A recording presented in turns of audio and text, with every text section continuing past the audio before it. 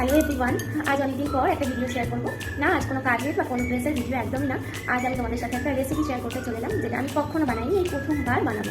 চলো দেখে নিই আজ কি বানাচ্ছি। দুপুরে রাজমা ভিজিয়ে রেখেছিলাম। আমি রাজমাই ফার্স্ট টাইম বানাবো। দেখো রাজমাটা ভিজিয়ে রাখার পর জলটা কীরকম লাল হয়ে গেছে, তাই আমি ভালোভাবে পরিষ্কার করে রাজমাটাকে আগে ধুয়ে নেবো। তারপর এটাকে নুন হলুদ দিয়ে সেটা বসিয়ে দেবো।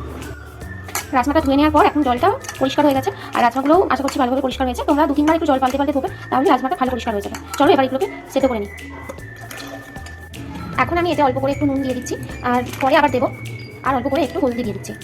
চলো এবার এটাকে একটু অল্প করে জল দিয়ে সেদ্ধ বসিয়ে নিই। তারপর তোমাদের সাথে অন করে দিলাম। আপাতত এখন রাজমাটা সিদ্ধ হোক, ততক্ষণ আমি তোমাদের সাথে কী আমি এতে মশলা দেবো সেটা তোমাদেরকে দেখিয়ে নিই। তোমাদের প্রথমেই আমি জানিয়েছি রাজমা আমি প্রথমবার বানাবো, তাই আমি এতে সেরকম কিছুই মশলা দেবো না। দেবো পেঁয়াজ, আদা, রসুন, দেবো 2টো কাঁচা লঙ্কা আর একটা টমেটো।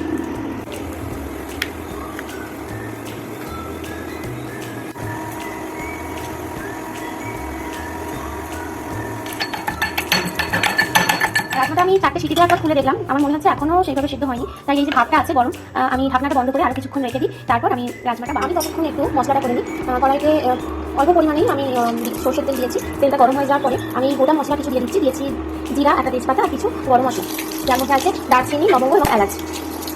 এটা ভাজা হয়ে গেলে এটা আমি দিয়ে দেবো 2টো শুকনো লঙ্কা আর কেটে রাখা পেঁয়াজগুলো।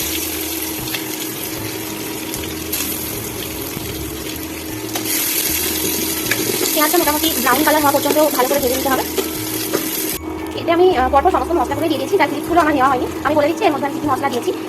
পেঁয়াজগুলো দেওয়ার পর দিয়েছিলাম আদা রসুনের পেস্ট, আর দিয়েছি টমেটো কুচিটা, আর তারপর দিয়েছি গুঁড়ো মশলা, জিরে গুঁড়ো, ধনে গুঁড়ো, হলুদ গুঁড়ো আর সামান্য পরিমাণে গরম মশলা গুঁড়ো দিয়ে মশলাটা একটু ভালোভাবে কষিয়ে নিয়ে তারপর আমি এর মধ্যে রাজমাগুলো দিয়ে দেবো। যেহেতু রাজমাতে আমি সিদ্ধর সময় নুন দিয়েছিলাম, তাই এখন আমি নুনটা দিচ্ছি না, শেষে আমি পরিমাণ মতো টেস্ট করে নুনটা দেবো। মশলাটা আমার এখন ফুটছে, আমি এবার এর মধ্যে রাজমাটা দিয়ে দিচ্ছি।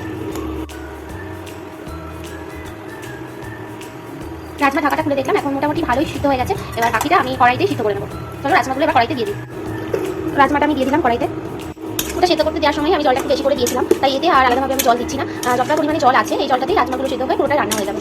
এবার এটা আমি ভালোভাবে মিশিয়ে নিয়ে ঢাকা দিয়ে দেবো। রাজমাটা আমার ফুটছে। জানি না আমি প্রথমবার বানালাম, টেস্টও মনে হয় আমি প্রথমবারই করবো, ঠিক মনে করছি না এর আগে আমি খেয়েছি কিনা। তবে কলেজ লাইফে যখন জিওগ্রাফি ট্যুরে দিয়েছিলাম তখন ট্রেনে রাজমা চাওয়াল দিয়েছিল মনে হচ্ছে, তবে আমি খেয়েছি কিনা আমার ঠিক মনে পড়ছে না।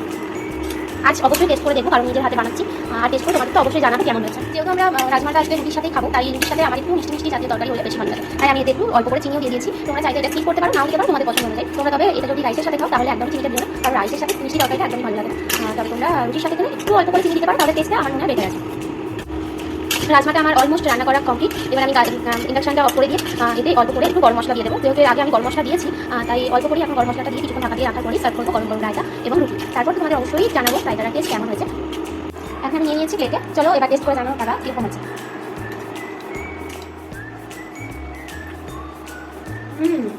এটা কিন্তু একদম খারাপ হয়নি। এবার তোমাদের হয়তো আরও অন্য কিছুভাবে রেসিপিটা বানানো জানা আছে, কিন্তু আমার জানা ছিল না। আমি একদম সিম্পলের উপরই বানিয়েছি এই রাজমাটা। অবশ্যই জানিও তোমাদের যদি আরও অন্য কিছু রেসিপি জানা থাকে, কীভাবে এই রাজমাটা আরও সুন্দর করা যায়, তাহলে আমাকে অবশ্যই কমেন্টে জানিও। আজ এই পর্যন্তই, দেখা হচ্ছে পরের ভিডিওতে। ধন্যবাদ।